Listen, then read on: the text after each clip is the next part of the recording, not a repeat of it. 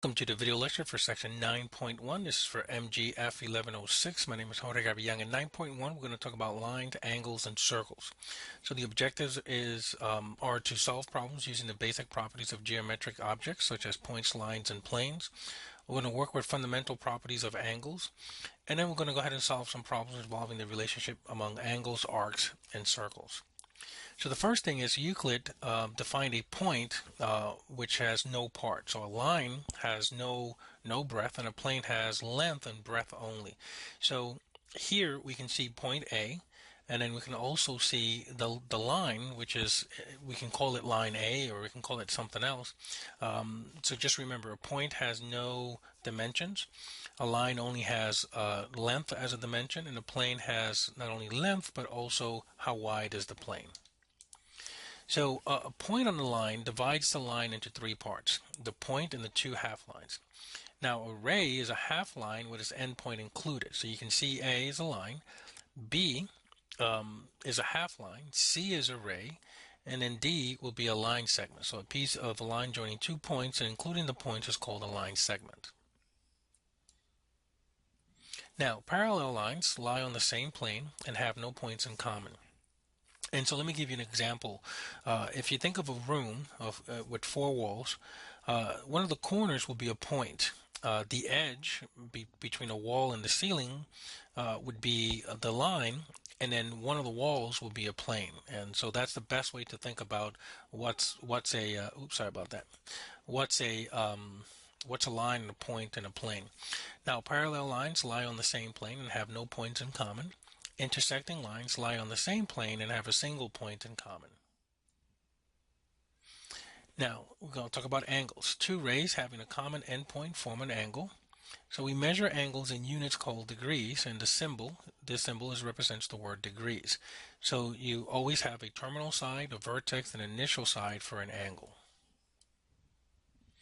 Now, an angle whose measure is between 0 degrees and 90 degrees is called an acute angle. And a right angle has a measure of 90 degrees. An obtuse angle has a measure between 90 degrees and 180 degrees, and a straight angle has a measure of 180 degrees. Now, two intersecting lines form two pairs of angles called vertical angles, and vertical angles have equal measure. So in this case, angle ABC, the measure of angle ABC is equal to the measure of angle DBE. Now, a pair of angles is complementary if the sum of their measures is 90 degrees, and two angles having an angle sum of 180 degrees are supplementary angles.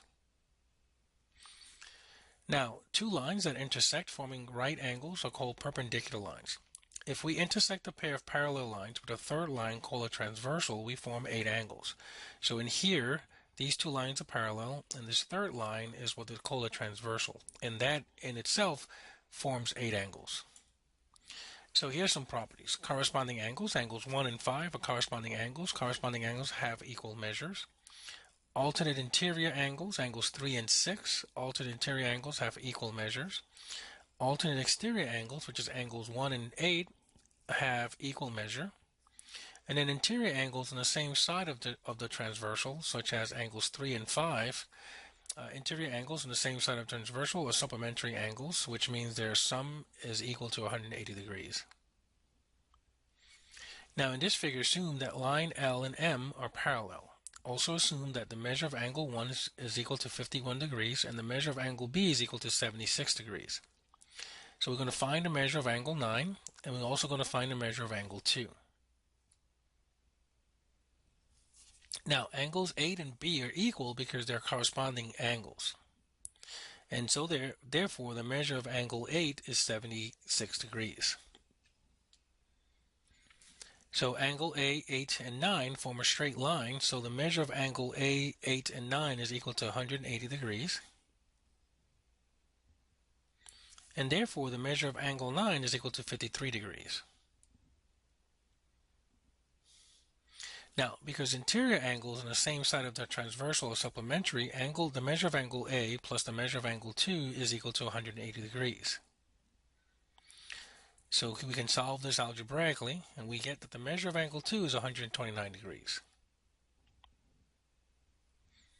Now we're going to talk about circles. A circle is a set of points, of all points lying on a plane that are located at a fixed distance called a radius from a given point called a center. A diameter of a circle is a line segment passing through the center with both endpoints lying on the circle. And the circumference is the distance around the circle. So an angle that has its vertex at the center of a circle is called a central angle. Now this proportion over here is useful in order to solve problems that involve angles and circles. So the measure of angle ACB over 360 degrees is equal to the length of arc AB over the circumference of the circle. So a circle has a circumference of 12 meters. If the central angle ACB has a measure of 120 degrees, then what is the length of the arc from A to B? So remember, the length of arc AB is proportional to the measure of angle ACB. And the circumference of this particular circle is 12 meters. So if we draw a picture, we're able to find out using this proportion or ratio, we're able to solve for the length of arc AB.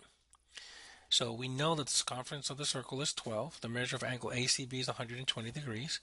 So we can solve this proportion.